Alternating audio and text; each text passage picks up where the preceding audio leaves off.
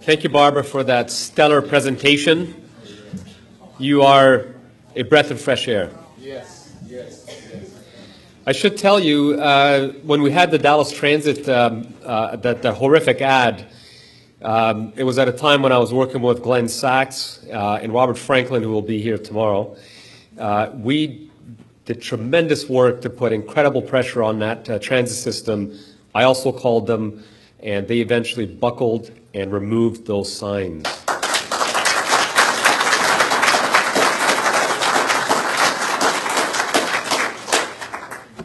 Our next speaker is Tom Golden, named one of the Washington area's top trauma therapists by Washingtonian Magazine, wrote 3 books on the topic of men and healing: Swallowed by a Snake, A Man You Know Is Grieving, and The Way Men Heal. Featured in New York Times, The Washington Post, and has appeared on CNN, CBS, Evening News, ESPN, and the NFL channel. Served as the vice chairman of the Maryland Commission for Men's Health. He runs a private counseling practice working with men, women, and children in crisis and bereavement. He has presented workshops about men and boys' unique paths of healing in over 100 cities in the US, Canada, Australia, and Europe. Created and maintains the Internet's first interactive grief counseling website, webhealing.net. He is a certified expert he is certified as an expert witness on the topic of grieving. Worked as the only male counselor for 11 years at the St. Francis Center, which focuses on the dying and bereaved.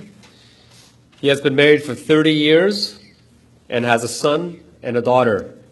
Please put your hands together for Tom Golden.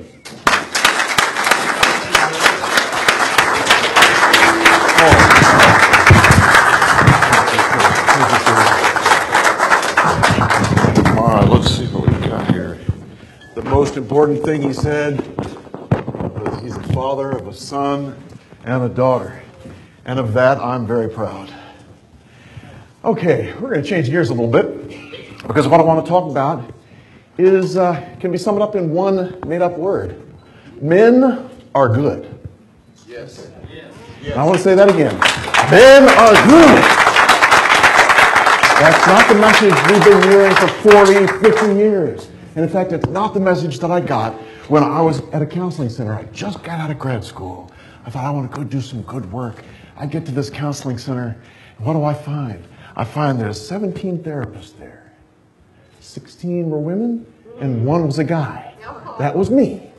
So what would they do? They'd send all the men to me. Because what were the women saying? The women were saying things like, men don't grieve. Men aren't dealing with their feelings. They're stuffing all this stuff, right? Have you heard those lines before? How many men in this audience have heard that? You're not dealing with your feelings. Yeah, well, I'm here to tell you that we're going to talk about how you, in fact, probably are dealing with it, but you're dealing with it in ways that people don't know about yet, because really it's been pushed underneath. You can't even see it. But it's out there. And it took me about 30 years to figure it out. And I'm going to summarize in about 30 seconds what it took me 30 years to figure out. And that is this. In general, men will tend to heal themselves through an action or an inaction, pulling back and being quiet, that uses honoring and pulls them into the future. I'll say that again. Men will tend to use action or inaction and honoring within those two things to pull them into the future. And through that, what do? They heal. Now, you can see why that really was unseeable at the time, because our culture pretends that the only way to heal is through what? Talking about it and crying, right? Oh my gosh. You know, when I got out of grad school, I go to work, I sit down with these guys, And I make good eye contact, just like they taught me in grad school, right? You make good eye contact.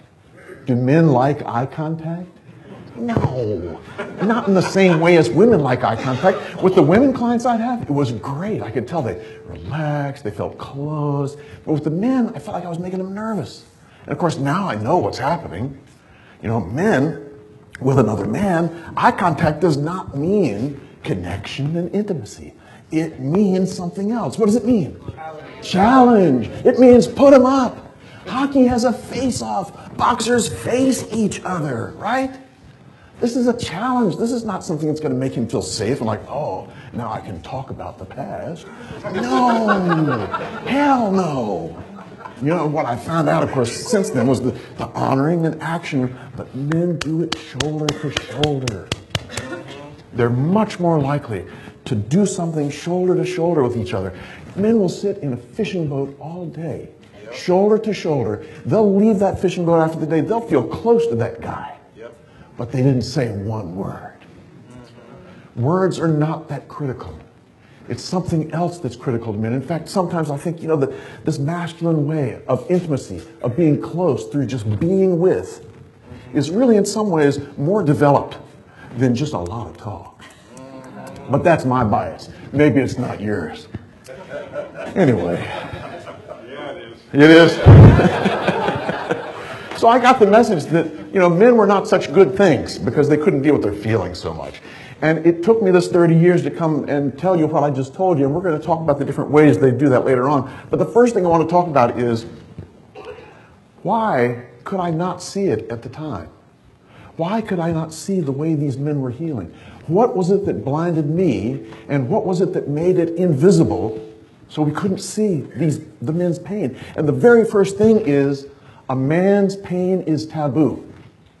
A man's pain is taboo. You've heard speakers all day today talk about that in certain ways, but a man's pain is taboo. No one wants to touch it. No one wants to hear it. And men are not dumb. They know that. So what are they going to do? Go emote in public? No. They know their pain is taboo. Now, let's do an exercise. I want you to imagine that you're walking into your favorite restaurant. You're walking in your favorite restaurant, you're walking in to get seated, you're thinking, and you look over in the corner, at the corner table, there's a woman. She's crying. What's the first thing you think about with her? Anybody? What's wrong? Poor dear, she's upset, right? I've asked this question to thousands of therapists in the workshops I give. I'm telling you, they all say the same thing.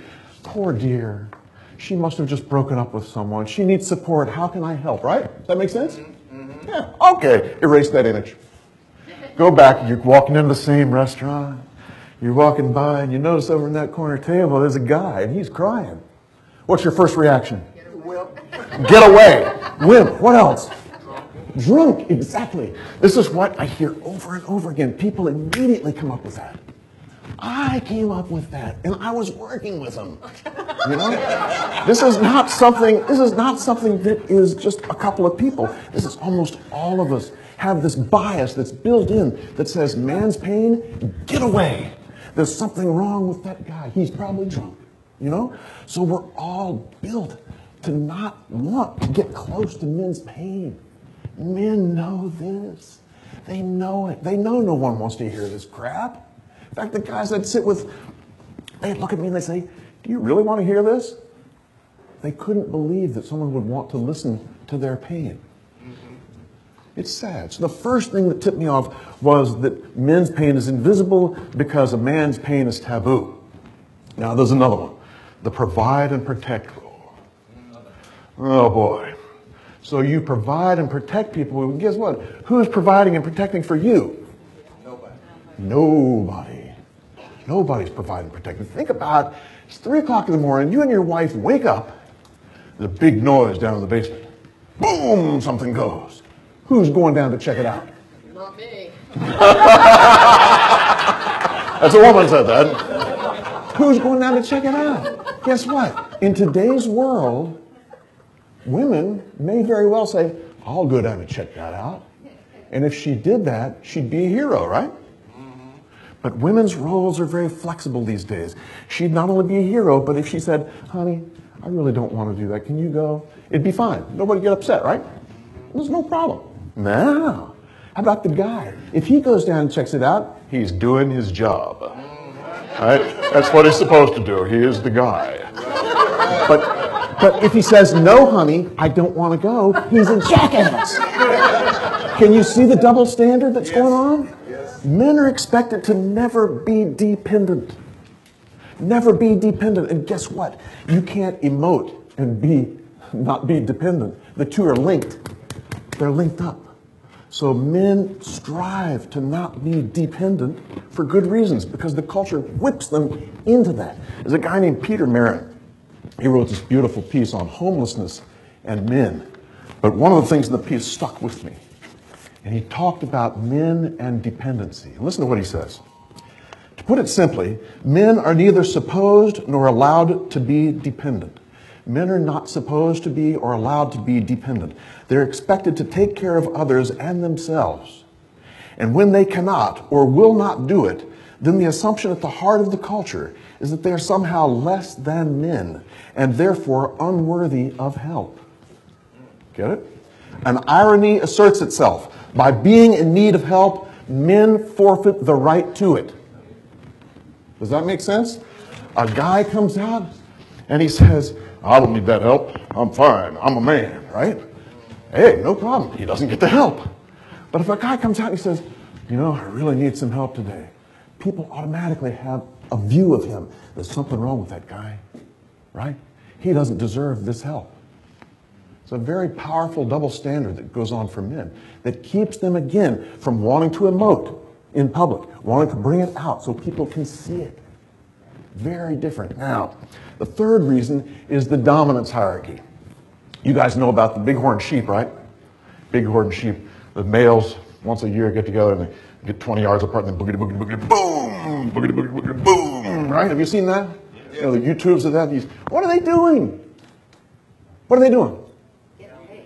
They're setting up the hierarchy. They're setting it up so who's first, second, third, fourth, and they're going to be that dominant male at the top. And the dominant male at the top is what? He gets the best reproductive success. All right? This is what men strive for. And now we know, or we're thinking we know, that there is in fact a dominance hierarchy in human males. There's a dominance hierarchy in human males where we strive for status. Men strive for status. This is a little bit tricky because it's not like, it's not simple. Because if there's men who are peace lovers, they may strive to be the best peace lover. A guy on the football field, he's going to strive to make the NFL. Academe is going to strive for having as many journal articles in prestigious journals as he can. There's this striving that's inherent in men that we do in order to create status and therefore increase our reproductive success. Does that make sense? What happens if someone is striving for status and they emote in public? Your status drops like a rock. So you sure as heck do not want to go out in public and emote because that ruins all the status you've been working to build up. Now, they're also thinking that women do not have the same kind of hierarchical requirements that men have, but they do have one hierarchy where they live. Do you know what it is? How do women compete with each other? There's one issue: attractiveness. Attractiveness. Look at the cosmetics industry, the billions of dollars that goes into that. Women will compete with each other based on who is more attractive than whom, and they strive to go to the top, right? Have you ever seen a woman say, I'm not leaving home right now because I don't have my makeup on, right? Have you seen that?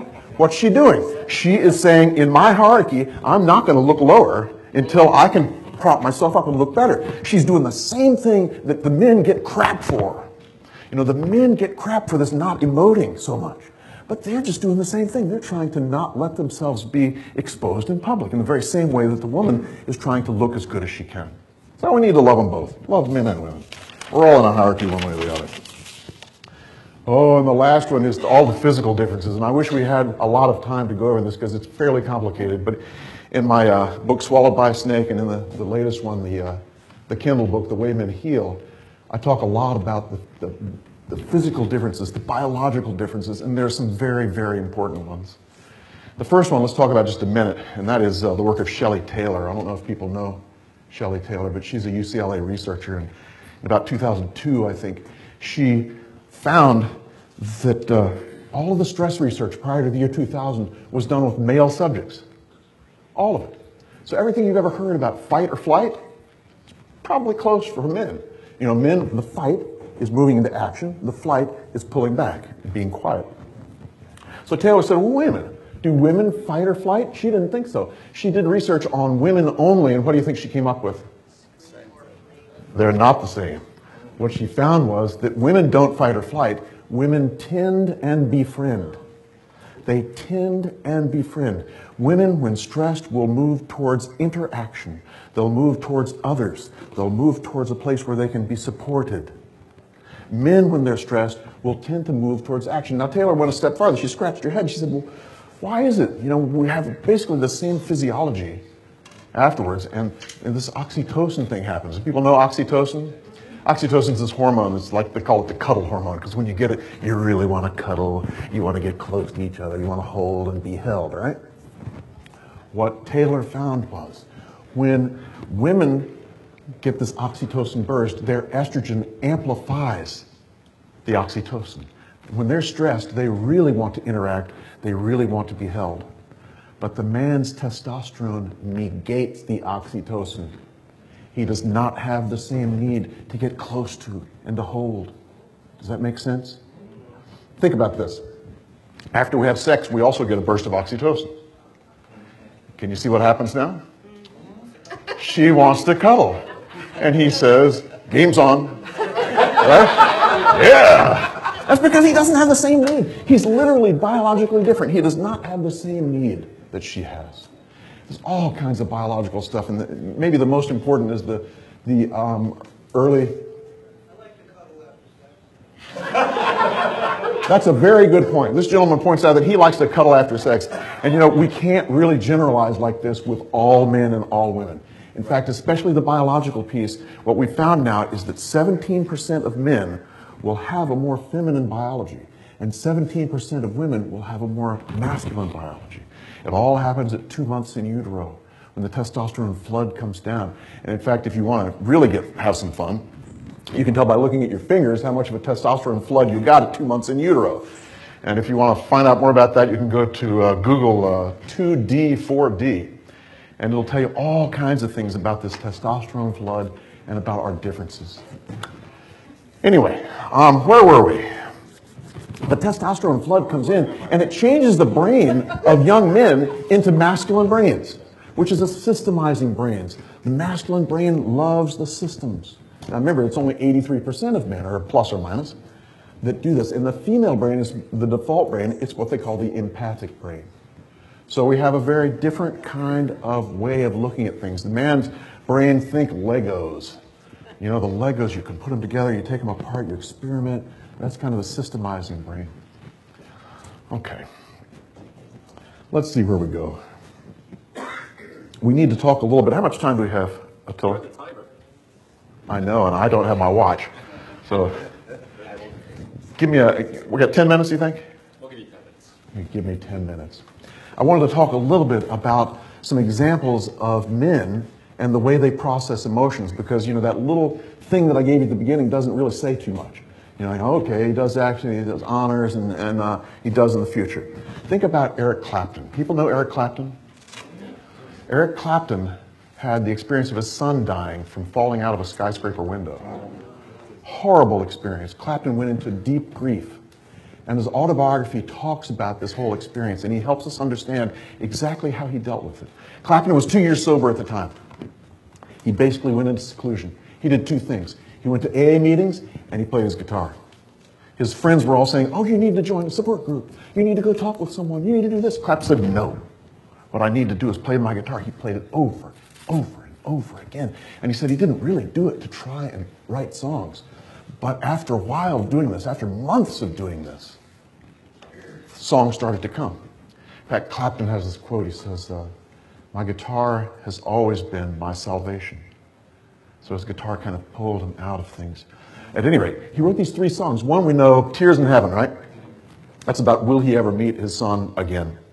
Another one is called My Father's Eyes, which came during this time for him, this deep grief. And the song was about thanking his son for giving him the opportunity to see his father's eyes. Because Clapton had never met his father. Isn't that beautiful?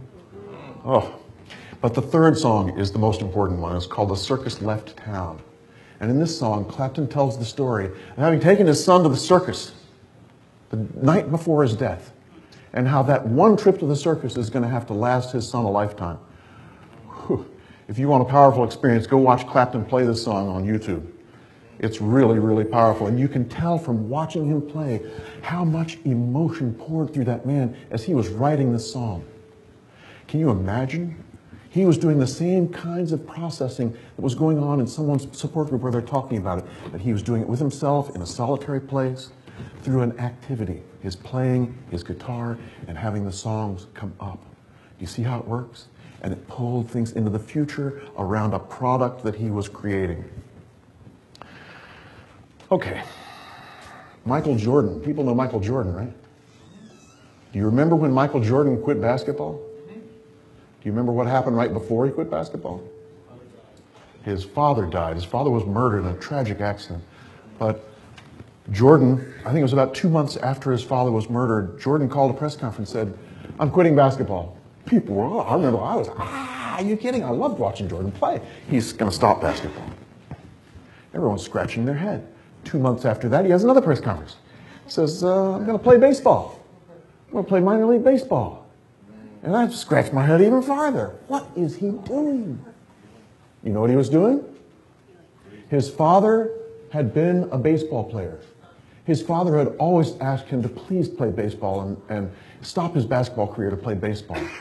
Jordan was following his father's wishes. He was honoring his father by doing something in the future. Does that make sense? This whole baseball thing was about his dad. In his autobiography, Jordan talks about, going to practices and thinking and talking to his father in his head, having conversations with him. The same kind of conversations that someone else might have in a support group, but he's doing it on his own in his head. Then, of course, Jordan found that maybe baseball was not his best suit. So he went back to the Bulls. Guess what he did there? They won a championship. 3 more times? Yeah, but the one time, do you remember the one time after they played the Seattle Supersonics? And Jordan fell on the ball at midcourt. Do you remember that? Yep. At what, at the tail end of the game? At the tail, after they'd won the championship, Jordan falls on that ball at the end of the game. And unbeknownst to anyone else, Jordan had dedicated that season in memory of his father. Again, he's honoring his father through his action, through doing something. And as he's doing that, every time he practices, he's thinking of his dad. Every time they won a game, he's thinking of his dad. He's going to do this for his father, just like Brett Favre. He played that Sunday night game after his father died. What's he doing? He's doing it in honor of his father. Men use honoring as a means to move their emotions through. Jordan was doing the same thing. So what happens is Jordan collapses at midcourt. He collapses at midcourt on the ball, and the camera zooms in, right? What do they find? Jordan's crying. He's in tears at midcourt. Camera pulls back. Go to commercial. Right? Yeah. They come back. He's in the locker room. He's still crying. He's still crying. People are thinking, what is going on here? And we really didn't know until Jordan told us exactly what was going on. He told people about his season being one where he wanted to dedicate it to his father. And he said once he won the championship, that just opened his heart and the floodgates happened. And he said to one interview, he said, but it wouldn't have happened except for one thing. We won that game on Father's Day. Wow. Can you imagine? He said, if we hadn't won it on Father's Day, it would have been different. But can you imagine winning on Father's Day? Whoosh, it just all pours out. That's a beautiful masculine way to deal with emotions. Most people don't see it. It's invisible. You cannot see it. It's there, and it's a thing of beauty. And if men get the chance, if people start to try and understand men, if people try and study men a little bit so we can understand our differences and our uniqueness, there's only one conclusion you can come to, and that is men are good. Thank you all very much.